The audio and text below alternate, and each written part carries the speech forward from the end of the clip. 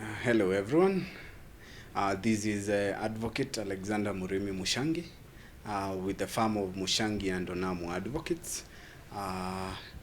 And today I want to talk about succession and mostly succession within Kenya. So what is succession?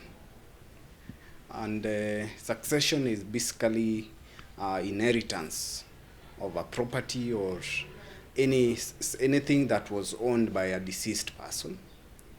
And what we should now ask ourselves is, who is entitled to inherit someone's property or someone's estate? As per the Law of Succession Act, the first person who should inherit someone's property is the child of the person. Number two, it should be the wife of the person. Number three, the parents, in that order. The priority is given in that order. Number four, anyone who claimed or who was under that person. Ideally, what I mean is, if at all someone was alive and you were dependent on them, whether you are a relative or not, then at that stage you are entitled to inheriting their estate. I've been talking about estate. Maybe someone is asking, what is an estate? Estate entails any property, any asset, and any liability that a deceased person has left behind. So this might be land, this might be money in the bank, this might be a loan, this might be a debt. So if at all your deceased person left behind a liability or a loan, remember that is part of the estate and it should be paid as part of the estate. Now, when doing succession, there are two scenarios. One is where the deceased person left a will.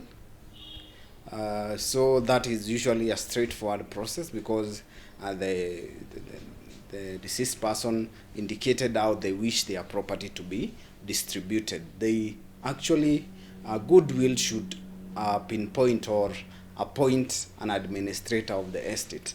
Once the deceased person has demised, the administrator goes to court, gets the authority to deal with the estate and distribute it as per the wishes of the deceased person. The other scenario is where the deceased never left a will, a written will as to how his estate is to be distributed. In that case, there is a priority. There is a priority or levels as to who should approach the court for what we call letters of administration. The first priority is usually, if it's the husband, it's usually to the wife. If it's a wife, the first priority is to the husband.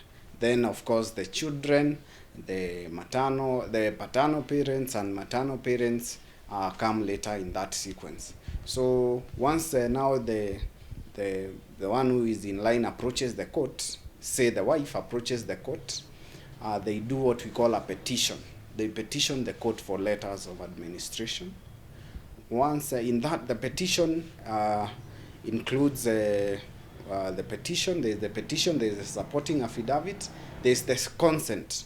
Remember, in the beginning I indicated the beneficiaries. So anyone who is entitled to share the estate of the deceased has to do a consent and have it filed together with the petition. The consent might be to the mode of distribution, might be to the appointment of the administrator. So in that scenario, then once the administrator moves to court, the letters of administration are issued, then you are given 6 months period. Happens for both when there is a will and when there is no will. 6 months period to do gazettement, whereby you are saying the gazettement notice indicates that this and this is demised, but the estate is being administered by one, say Joseph, And if you have any query, come before us, come before the court to raise any query. After the 6 months have lapsed, now they go back to confirmation of the grant, whereby now the administrator can easily deal with the estate of the deceased. Maybe to capture the main challenges that happen with succession processes. One, the first challenge might be not locating all the properties of the deceased. That is usually a challenge where you find a deceased person had so many properties or assets, but they are not known to the beneficiaries. The other challenge is now in between wrangles between beneficiaries. You find that some beneficiaries want to take a bigger share than the other, or they don't want others to inherit, yet they are entitled to the inheritance.